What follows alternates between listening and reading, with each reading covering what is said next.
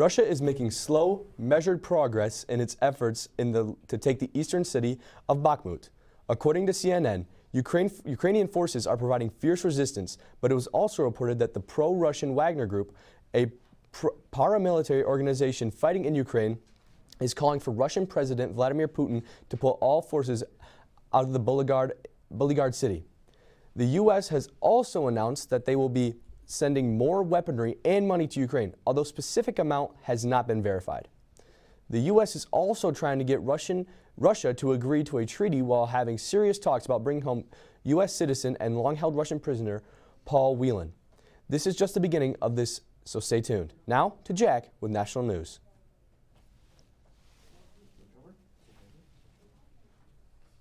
Thanks, Colin.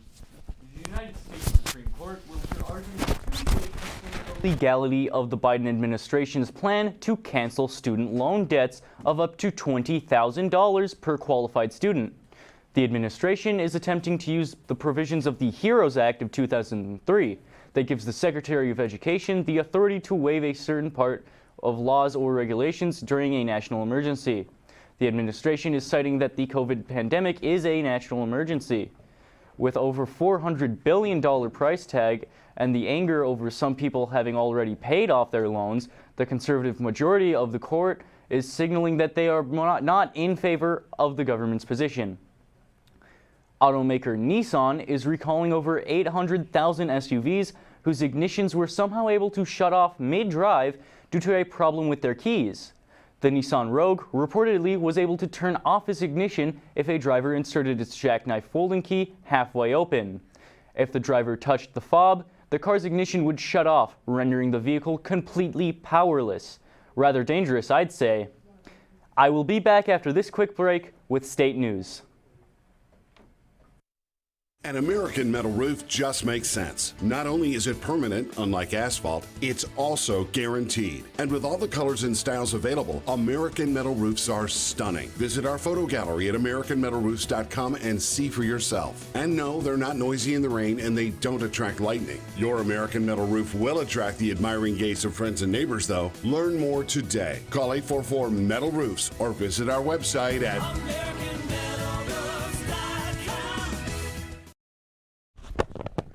Welcome back. As a result of the shooting that took place on the campus of Michigan State University last week, 11 gun safety bills were introduced into the Michigan legislature. These pieces of legislation included several policies that experts say are proven to reduce gun violence. Michigan Democrats have repeatedly tried and failed to enact stronger laws enforcing gun safety over the years. According to CNN, Governor Gretchen Whitmer promised legislative changes 2 days after authorities said Anthony Dwayne McRae opened fire on MSU's campus on Monday night, killing 3 students and critically wounding 5 others. A Michigan firefighter was charged in 3 separate cases for selling narcotics and pills to an undercover officer. According to MLive, Gerald Trombley met with an undercover police officer from Sterling Heights. The report claims that he met and sold drugs to them in East Point, Roseville, and Warren. Trombley is charged with the delivery of Schedule II drugs and possession with intent to distribute, along with possession of analogs, which is a 7-year felony. His bond was set at $10,000. Peyton, I hear you have an interesting piece about Carter Elementary's canine friend. That's right, Jack. Last week, I went to the Carter Elementary building to interview Jerry and her therapy dog, Dozer. Here's what I found out. Hello, I'm Peyton, and right now I am down in the Carter Elementary building, and today I am here with Dozer, a therapy dog, and his handler, Jerry. Jerry, can you tell us what a therapy dog is? A therapy dog goes into schools for kids to read to. They also go into nursing homes and hospitals. Hello, I'm Peyton, and right now I am down in the Carter Elementary building, and today I am here with Dozer, a therapy dog, and his handler, Jerry. Jerry, can you tell us what a therapy dog is? A therapy dog goes into schools for kids to read to. They also go into nursing homes and hospitals to just give enjoyment to people and make their day.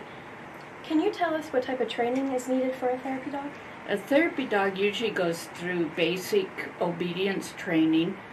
Then they go through what they call K9 Good Citizen, which is through sanctioned by AKC.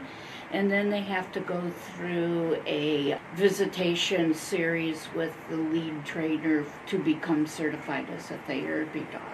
And can you tell us the impact that the therapy dog has on the children? The kids that read to their dogs or furry friends have a better chance at reading than the child that does not read to their dogs at all.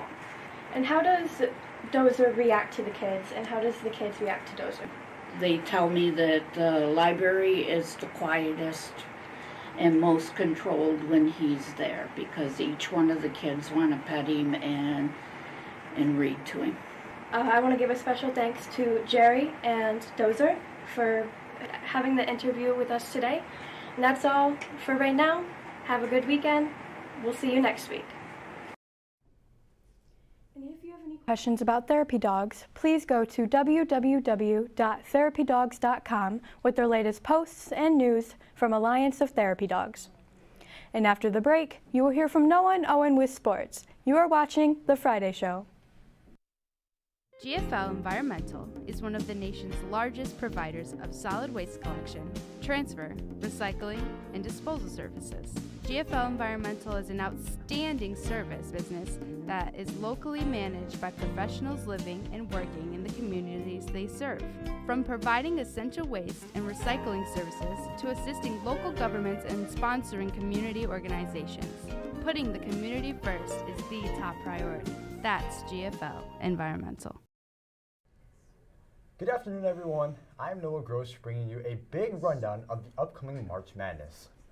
Let's jump right in. Michigan is currently 17-13 on the year, with one game remaining against number 15 ranked Indiana Hoosiers. Michigan is currently projected to be one of the first 4 teams out, according to ESPN. And with last night's loss to Illinois in double overtime, it would definitely drop their odds. But don't count the Wolverines out yet, as they still have the Big Ten tournament.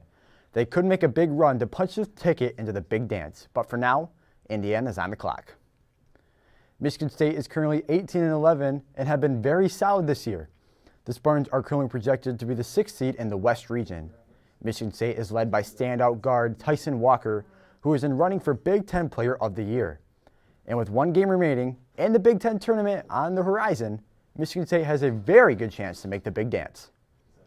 Selection Sunday is also coming up on March 12th. If you want to see your favorite team, if you make it into the dance, tune into CBS at 6 p.m. That's going to do it for college basketball rundown. Now over to Owen with Hometown Sports. Owen? Thanks, Noah. Hello, everyone. I'm Owen with Hometown Sports. The varsity girls team finished their 2023 season with a record of 12-11. On Monday, the Lady Rams took on the Vassar Bucks in the first district game of the week. The Lady Rams took the game by a final tally of 54-30. On Wednesday, the Lady Rams faced the Millington Cardinals in the second round of the district tournament and sadly suffered a loss by a final score of 47-35. The girls had a wonderful season and have very high hopes for next year. The varsity boys team is currently 14-7 on the year, their best record in many years. On Tuesday, the Rams took on the Wolverines of Atherton at home and came out with a huge win, with a score of 80-76. Pacing the Rams was Topher Allen, who shot an amazing 74% from the floor, allowing him to rack up an eye-popping 42 points. Last night, the Rams took on the Dragons of Sassa and came out with another big win with the final score of 70-46. Up next, the Rams will play the Tigers of Bendel in the first round of districts. This year, the Rams sent 5 wrestlers to individual state finals at Ford Field, which is actually being run right now. Noah Swed, Hunter Coxon, Landon Thornburg, Daxon Looney, and Gerald Atwell are all competing. So far, Daxon Looney, Hunter Coxon, Landon Thornburg, and Noah Swed have won at least a match. Gerald Atwell is still searching for his first victory of the day. But it is early. More results next week. Go to NFHS Network for live action. That's going to do it for sports. Now over to Austin with this week's announcements. Good afternoon. I'm Austin with this week's school announcements. Student sign-ups are in the office for spring sports.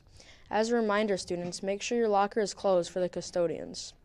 Student Council will be hosting Powder Tough on March 21st at 6 p.m. in the high school gym. Also, keep in mind there only can be 7 people that can sign up on one team.